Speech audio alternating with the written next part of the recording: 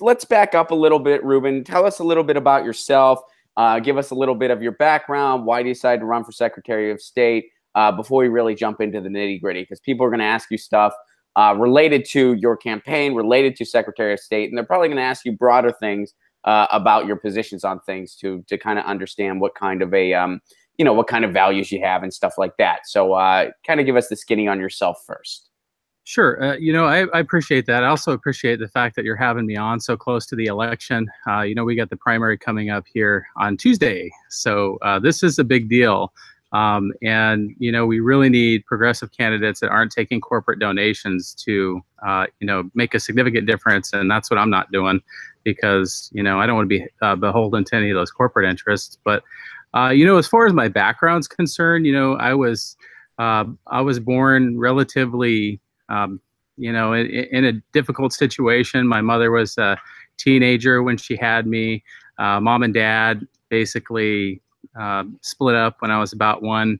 And, she said he had a drinking problem. And, so she kind of went her own way and I went with her. And, it was tough because, we lived on the streets from time to time and we were pretty much,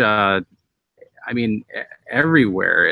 And so it was tough, but, I started, kind of as I was growing up, started seeing everybody fall off and, do things that were really bad for themselves. They get into drugs, they get into alcohol, violence, that kind of stuff. And I thought, I don't want this kind of life. I got to do something. I got to get out of here. And, I ended up moving out when I was about 14 years old. And I got a job working full time when I was in high school. And that was tough because, I was working 40 hours a week. I'd literally go to work right after school. And then I would get off at 2, 3 in the morning and then do it again. And sometimes I'd fall asleep in class and my teachers would be like, hey, this kid is lazy. What's going on? What's he doing? And I didn't do so well in high school. My junior year, in fact, I got a 0.66 GPA, which is essentially like getting, all D's and F's and except for, maybe one good grade. And, that was tough, but I ended up persevering. I moved out with my wife when we were about 18 years old. And wait, when did you get married? You got married like between all this, you got married. You were like, hey, I'm working full time. High school, wasn't able to squeeze it in. Let's get married. Right. All right. So you gotta unpack that a little bit. Well, yeah. So, my wife and I were essentially high school sweethearts. But, we didn't date in high school. It was kind of the cat and mouse thing, I guess. We liked each other, but neither of us really knew. And it's kind of a really cool story because one day I just kind of woke up and I was like, wow, this is the person. And she, kind of felt the same. And I didn't know. And so it's a little mushy gushy, but we ended up getting together and, we moved out, got married when we were 19 and everybody said, oh, it's puppy love. It's not going to last. And look, here we are. Was that a toast that somebody made? They were like, hey, this is puppy love, not going to last, but thanks for the booze. You guys are great. Right. You can't even drink here. Right. It was interesting, going through all that, but hey, you know what? We made it. And, I couldn't have done any of it without her. She's, been there working with me so hard alongside the way. I went to school, I guess, dad died in a horrific accident as an EMT. He was helping somebody on the side of the road and ended up getting ran over. And it was, pretty bad, affected her a lot. And but she talked about, her dad a lot and said, all the things that he'd done to help people. And I was really inspired by that. And, I ended up going and getting my EMT while I was in college.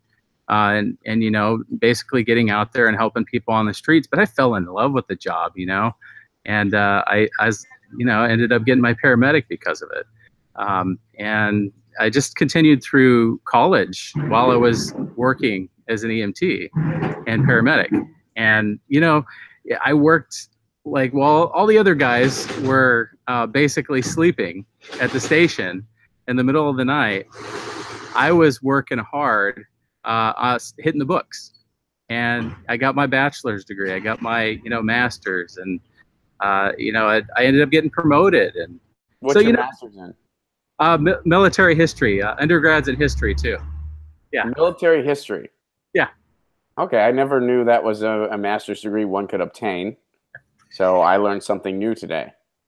Yeah, it's like an extension of a history degree. Okay, all right, all right. Hey, man, that's specialized. I suppose you can go teach at the Military History Academy.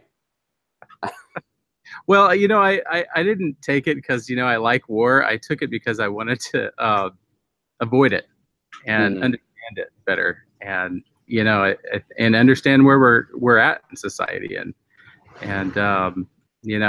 right now we're kind of in an interesting situation right now. Our government is essentially falling apart. We've got a lot of corruption.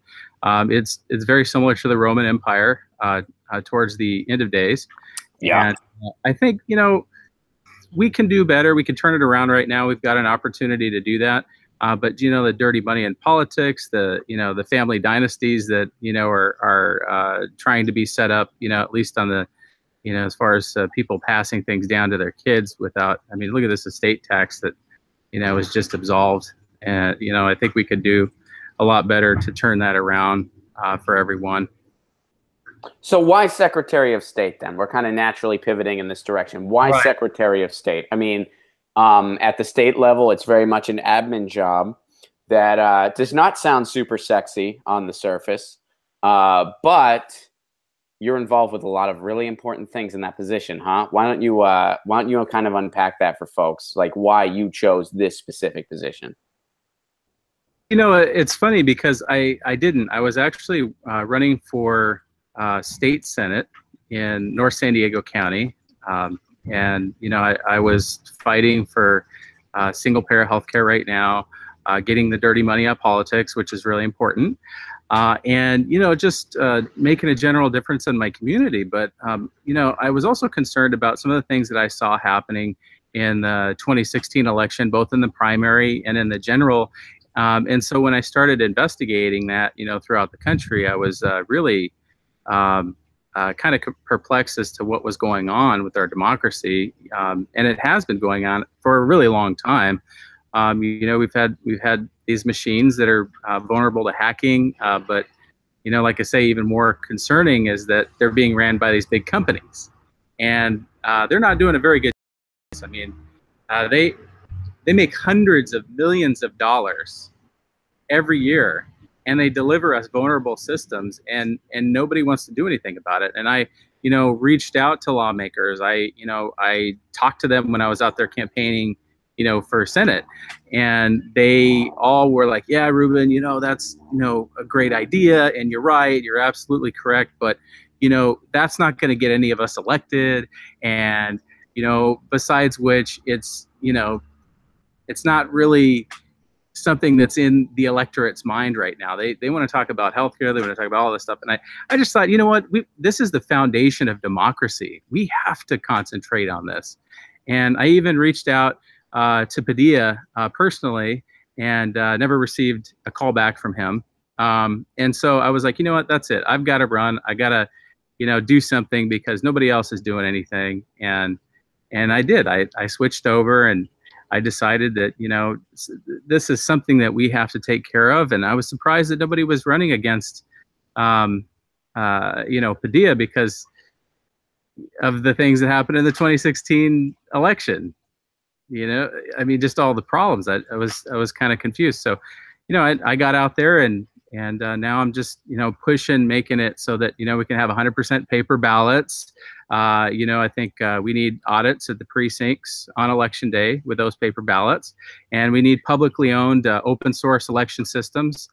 So these are very important because we sign away non-disclosure agreements to these companies so that when something goes wrong, we don't even have a right to know. And that's very concerning. There was a problem in last year with California's election systems, and DHS led Uh-oh. in there. She made it so that these systems were decertified, but now they're getting reapproved over an exception to the rule loophole. People aren't happy with that, but yet it continues to happen. And All right. somebody. Hey guys, thanks for watching. That was a clip from Get Your News On with Ron, the world's first viewer-curated streaming news show. What does that mean? That means I log on to a stream and people tweet me articles over on Twitter at Ron Placone, or they use our Reddit subsection, which is just Get Your News On with Ron over on Reddit. And that's how we build the show. I'm seeing all these articles for the first time. We are literally getting our news on together. Follow me on Twitter at Ron Placone so you can participate. And this show streams live every Tuesday through Friday at 10 a.m. Pacific Standard Time. So please do tune in. If you want to support this show, you can do so over on patreon.com/Ron Placone, where for as low as $1 a month, you get access to exclusive podcasts every week, exclusive videos, free tickets to shows when I'm performing in your town, and more for as low as $1 a month. Please do consider it. Thank you so much for your support. This has been Get Your News On with Ron.